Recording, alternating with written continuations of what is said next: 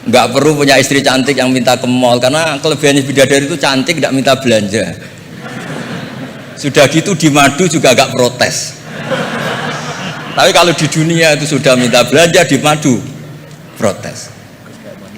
Nah, jadi tapi kenapa Nabi Adam akhirnya keluar dari surga dan kita menyalahkan hanya demi kepentingan supaya tadi punya istri cantik, tidak minta uang apa belanja dan boleh dipoligami mau maksudnya. Di konstruksi ayat itu tidak ditampakkan, tapi semua ahli tafsir tahu. Misalnya fadallahuma bihurur, setan menipu Adam dan Hawa dengan curang. Hurur itu nipu. Jadi kalau ngaji nipu itu mulai dulu itu ya gurunya setan itu. Jadi Nabi Adam itu di surga dengan penuh limpahan anugerah. Buah apa saja ada, makanan apa saja ada, enggak bayar. Tempat mewah leg juga enggak bayar. Kalau Anda di hotel leg sedikit aja bayarnya minta ampun.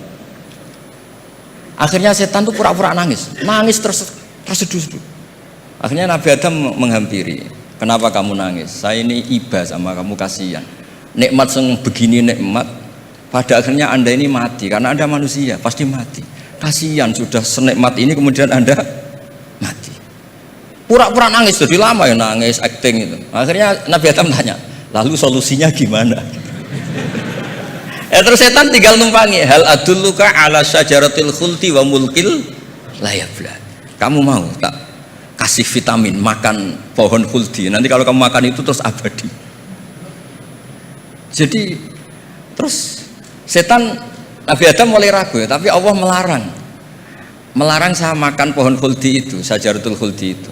Kamu tidak usah cari tafsirnya, itu anggur apa ketela apa duren, itu namanya orang kurang penggawean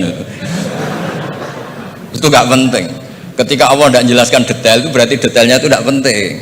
Kamu sok penting nyari itu apa itu. Allah saja tidak menjelaskan, kok kamu yang manusia mau menjelaskan. Akhirnya Nabi Adam tanya, apa betul Allah itu melarang saya makan itu? Terus Allah cerita, wa qasamahuma inni lakuma laminan nasihin. Terus setan itu cerita, demi Allah saya tahu info terbaru bahwa sekarang nggak apa-apa. Jadi hukum terbaru itu. Singkat cerita Nabi Adam makan. Ketika makan, berarti setan salah karena menipu Nabi Adam, Adam salah karena makan pohon khuldi tadi. Apa yang terjadi? Allah manggil Nabi Adam. Adam, kenapa kamu makan itu?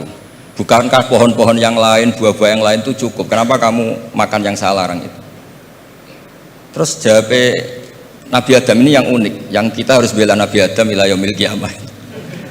Wa izzatika ya Rabbi ma adzunnu anna ahadan yahlifu bika kadiban. Demi kehormatanmu ya Allah, ketika engkau disebut oleh setan, saya tidak pernah mengira ada orang berani mencatut nama engkau kemudian dia bohong. Ketika engkau disebut ya Allah, saya tidak pernah ngira ada orang mencatat nama engkau kemudian dia bohong.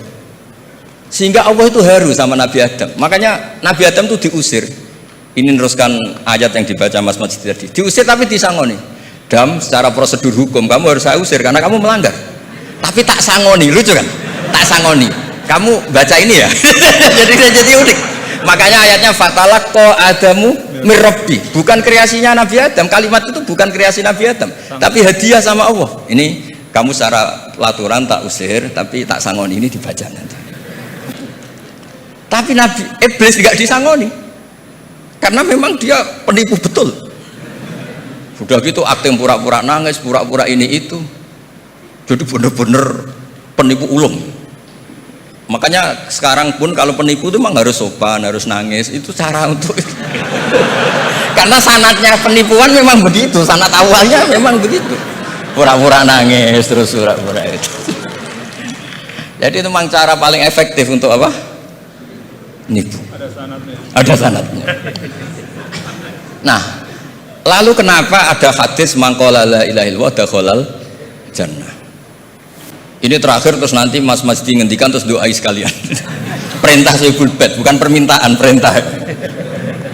Perintah itu bukan berarti tidak sopan. Memang bahasa Indonesia itu gitu. Permohonan itu mesti diabaikan. Kalau perintah itu agak tegas.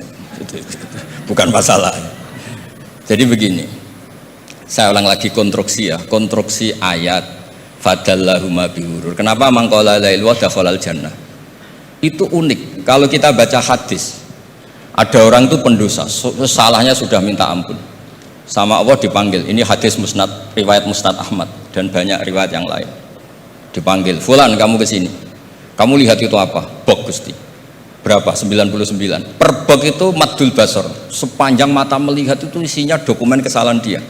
Jadi nggak kayak yang di pengadilan itu hanya beberapa tumpuk. Itu sepanjang dia lihat itu kesalahannya dia. Sepanjang dia melihat. Sudah gitu jumlahnya 99. Sehingga dia putus asa, dia akan masuk surga. Kemudian sama Allah, "Sudah, kamu tenang saja." Diambilkan bok kecil, kecil sekali, paling sak bok jam tangannya.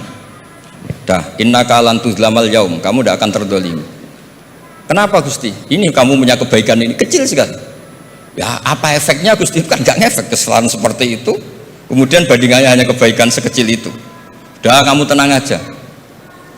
Setelah ditimbang, box 99 yang jumlahnya maddul basor kira-kira 3 kilo sama satu wadah jam kecil, ternyata setelah ditimbang itu menangin 1 jam kecil karena isinya la ilaha illallah. Malaikat itu gak berani. Kamu berani, ada namaku kemudian kamu abaikan. Malaikat yang nimbang Pak Warsono itu diprovokasi sama malaikat yang lain. "Kamu berani gak mempertimbangkan kata Allah di situ?" "Wah, ya gak berani." Nah, itu disebut fala yaskulu ma'asmillahi ta'ala syai'un, dibandingkan asma Allah itu tidak ada yang bisa mengungguli. Nah, di sini terus para torekot, para apa konwiridan Allah, Allah, Allah. Tapi karena kita ini sekarang sudah tidak ngaji, malah tanya, "Gunanya apa sih muni Allah, Allah?" Lu nyebut pangerane orang-orang gunanya. Oh, ini sedang nyebut Tuhannya, kok kamu tanya gunanya apa? Kamu tak kasih uang aja tidak pernah tanya gunanya uang ini apa. Pas dijak wiridan tanya, "Gunanya apa sih?" Oh, dasar orang aneh. jadi logis. Nah, Nabi Adam juga sama, ketika disebut asma Allah itu nggak mikir yang lain, apa setan itu penipu apa enggak, sudah grogi yang manggil Allah langsung. Nah, makanya saya mohon, kenapa kita memahami mangkana akhiru kalamihi Allah la ilaha illallah dakhalal jannah, karena dengan itu malaikat nggak berani macam-macam. Jadi nanti kalau Anda ketemu malaikat tukang hisab, "Ayo silakan abaikan nama Allah." Kalau kamu berani, berarti tidak malaikatnya Allah. Masa namanya Allah gak dipertimbangkan, apalagi ini asmane Allah. Nah, makanya Nabi ngendikan fato satisi jilat wasakula ismuwah. Kemudian bok kesalahan tadi jomplang kalah, kemudian yang menang hanya asmanya Allah Subhanahu wa ta'ala. Makanya terus disebut, sudah Nabi ketika tanya, "Amal apa paling baik ya Rasulullah?" "Gini, dzikrullah fisirri wal alan, gini-gini. Dan kamu mati, dan kamu hidup, walisanu katorbun, kamu harus selalu ingat Allah Ta'ala." Nah, kalau sampean tanya, kenapa itu menjadi penting? Karena tadi malaikat tidak akan memperbandingkan Allah dengan yang lainnya. Makanya ketika ulama-ulama sufi, kalau kamu habis salah istighfar, nanti di sohifah kamu akan ditulis habis salah, salah. Terus di belakang ditulis, tapi setelah itu dia bilang astagfirullahaladzim. Nanti malaikat tinggal aja kamu teror. Kamu mempertimbangkan Allah apa yang itu? Ini tak ajarin. Kalau tepak ya kamu didengar, kalau tidak malah digebuki. Tidak tahu saya. Tapi itu ijazah resmi ini hari ini. Hadisnya akurat.